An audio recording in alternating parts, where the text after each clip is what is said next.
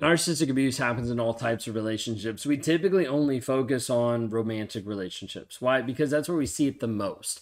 Do you see it in friendships? Do you see it in co-working environments? Yes. But a lot of times it also applies very similar.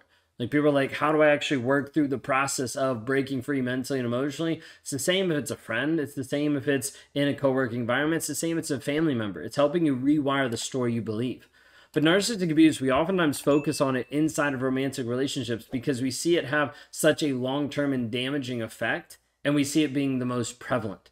There's a difference that happens when you're in a relationship. There is a closeness that happens where the narcissist gets to a place where he either loses or decides to take off the mask because he no longer cares anymore if you actually see him for who he actually is, because of the fact that you notice that you're trapped.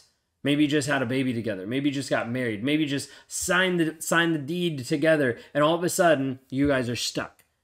This is the opportunity that the narcissist has of like, okay, I've achieved the thing that I set out to achieve, so therefore, I can start to do what I want to do. You're going to see this a lot of times when narcissists are infatuated with the chase of being with another person. This chase of how to actually build and cultivate this relationship, not because it's deep, not because it's connected, not because it's wonderful, but because they're looking for the high of this person's fully reliant on me. Then split to the next person. Why? Because typically a narcissist isn't willing to get deep emotionally and vulnerably in the relationship. So it's like, let me find someone else. Let me continue to move forward. Oftentimes inside of narcissistic relationships, you will have narcissists that continue to move towards becoming like with you, like getting with you. Consider this the climb up Everest. And once he gets to the top of Everest, it's kind of like, okay, I've accomplished it. Like, I don't feel like coming back up this anymore because boom, we got it done. Okay. Or consider like another mountain range, like boom, got it done. So why go back up? Let's go on a different one. That's kind of the thought process happening a lot of times with toxic people, is they're looking at you as a conquest. They're looking at you as a prize. Now, this might be a prize of like, hey, I want this eye candy on my arm so I look better. Or it could be I want this prize because you seem unattainable, because you seem like you actually have boundaries. Let me see if I can break those, just as a challenge, just to see, is it possible for me to get that place, get to be with you, even though you don't want me to? Like, how many of you have gotten into a relationship and the first date, the first interaction with this person, you were like, do not like him, red flags, don't want to be around him. Like, this guy is not even attractive, is not even someone that I'd like.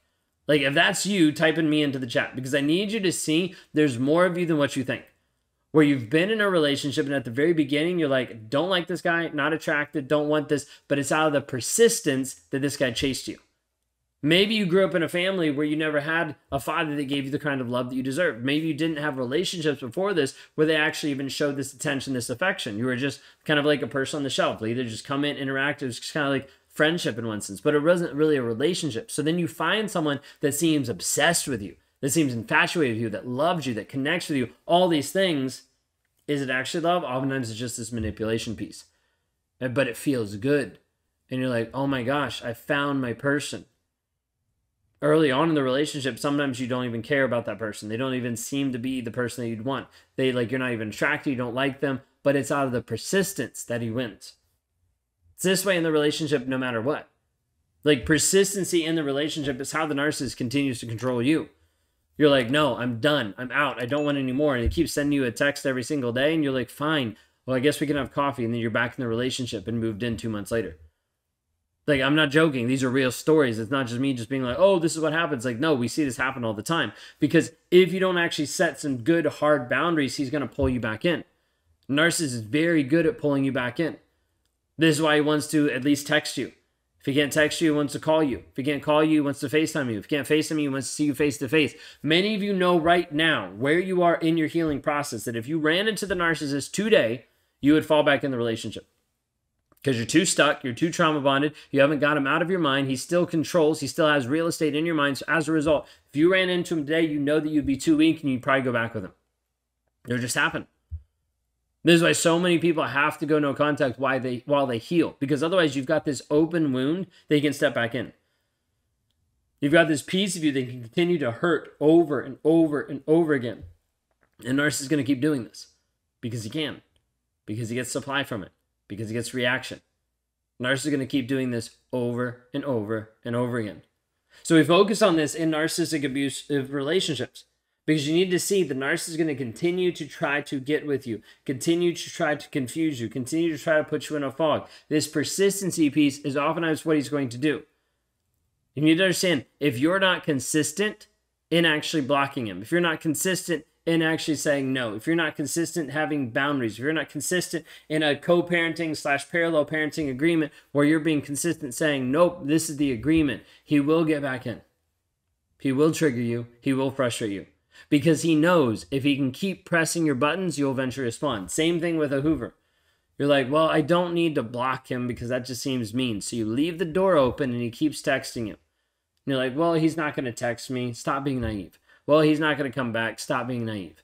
At the end of the day, a narcissist knows if I can keep this slow drip of communication, of interaction, of you knowing that I am still here, eventually you will cave. And you're like, no, I won't. Okay, well, one day when you're depressed and you're alone on one of the holidays because you don't have the family that's there to support you, because he's no longer in your life, you will eventually respond when he reaches out and says, happy birthday, Merry Christmas, Happy Valentine's Day. Just watch.